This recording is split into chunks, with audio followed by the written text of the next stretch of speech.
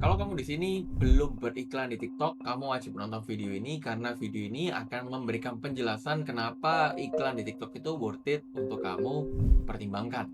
Tapi sebelum masuk ke sana, kembali lagi bersama saya Shondres dari upgrade.id. Dan di video kali ini kita akan bahas alasan kenapa kamu harus pakai TikTok Ads dari sekarang, khususnya buat kamu yang jualan retail ya. Jadi kalau yang non retail, saya lihat masih oke lah buat awareness, tapi untuk conversion sih saya nggak yakin ya. Cuman kalau untuk retail menurut saya sih wajib banget ya. Kenapa wajib banget? Jadi saya akan masuk ke layar laptop saya aja teman-teman. Jadi ini contoh kalau misalkan teman-teman jualan retail itu teman-teman bisa lihat data kayak gini. Kenapa? Karena enaknya di TikTok itu kan dia punya platform yang bisa membuat orang langsung check out dan payment dalam satu aplikasi yang sama. Jadi nggak perlu beda aplikasi. Walaupun TikTok Shop ya, cuman kan dia tetap punyanya TikTok kan. Jadi seamless teman-teman, bener-bener teman-teman lihat video, teman-teman tertarik, cek keranjang kuning, masukin keranjang, isi form, bayar langsung. Tanpa perlu teman-teman misalkan kayak misalkan dari sosial media, digiring ke marketplace, atau digiring ke WhatsApp, itu kan biasanya ada step lain gitu kan. Kalau TikTok enaknya dia satu step. Kayaknya itu juga menjadi alasan kenapa kalau teman-teman lihat iklan di TikTok, itu teman-teman bisa lihat dari orang yang lihat iklan teman-teman, yang klik berapa, yang lihat produk teman-teman berapa, yang masukin keranjang berapa, yang check out, yang bayar teman-teman dan ROAS-nya berapa, itu semua bisa kelihatan, ya. Jadi kenapa teman-teman itu wajib iklan di TikTok khususnya kalau teman-teman jualan retail, ya karena ini, benar-benar seamless dari ujung sampai ujung, ya. Walaupun, kalau kita lihat sih, ya data ini nggak 100% real lah ya, cuman menurut saya sih masih oke untuk teman-teman coba ya. Nah, kalau misalkan teman-teman jualannya, "Mas, tapi saya jualannya produk yang jutaan, Mas." Itu bisa nggak di TikTok? Sepengalaman kami ada kita menjual produk kayak puluhan juta, ratusan juta itu di TikTok, konversinya sih nggak terlalu lah ya, cuman buat awareness masih oke.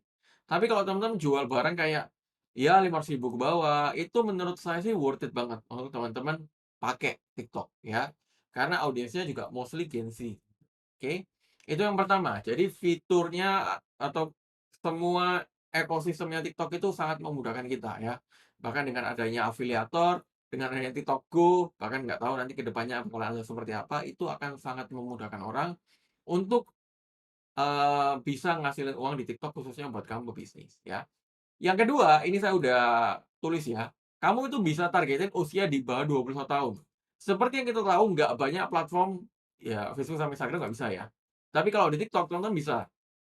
Jadi, bentar ya, kalau teman-teman tahu di TikTok itu kita bisa targetin di bawah usia 21 tahun. Bentar, saya pakai traffic aja coba ya. Buat contoh aja. Ini kalau teman-teman lihat di sini, untuk ini ya, apa, targeting-nya, teman-teman bisa targeting di bawah usia 21 tahun. Nah, walaupun saya nggak pernah coba ya, yang 13, 17, tapi saya selalu coba 18 sampai 24. Dan ini sangat membantu teman-teman karena nggak semua platform itu bisa di bawah 21 tahun. Jadi kalau teman-teman punya produk-produk yang target pasarnya adalah di bawah 21 tahun, ini akan sangat membantu untuk teman-teman coba explore di TikTok, gitu kan ya. Dan yang ketiga apa? Yang ketiga adalah time spend, teman-teman. Jadi ini penting banget, karena kalau kamu lihat di sini bahwa kenapa time spend itu penting? Karena kalau ini ya, saya kasih contoh teman-teman sebuah data. Jadi kalau teman-teman lihat di data reportal teman-teman, yang mana pengguna TikTok atau total potential reach of ads on TikTok itu 126 juta per Januari 2024 ya. Sedangkan di per Februari 2025 itu kalau kita lihat agak menurun. Nah, ini saya nggak tahu menurunnya karena apa. Tapi kalau kita lihat berdasarkan data time spend per Januari 2024, itu time spend orang di TikTok itu 38 jam 26 menit. Sedangkan per Februari 2025, time spend-nya itu 44 jam 54 menit. Jadi ada kenaikan teman-teman, antara Januari ke Februari dari segi time spend. Artinya apa? Artinya orang itu kita bandingkan dengan YouTube ya. Oh, YouTube penurunan malah 31 jam, terus di, Februari 29 jam. Artinya apa? Artinya orang semakin ke sini tuh kalau gabut ya, itu mereka cari satu platform yang bisa mengisi kekosongan mereka atau mengisi waktu luang mereka. Salah satunya adalah TikTok. Karena ini terjadi di teman-teman saya, teman-teman. Jadi kalau teman-teman saya, kalau lagi nganggur gitu kan ya, atau kalau lagi ngumpul, nggak ada obrolan, pasti buka TikTok. Pasti scrolling TikTok. Lagi di rumah nggak ngapa-ngapain, pasti scrolling TikTok.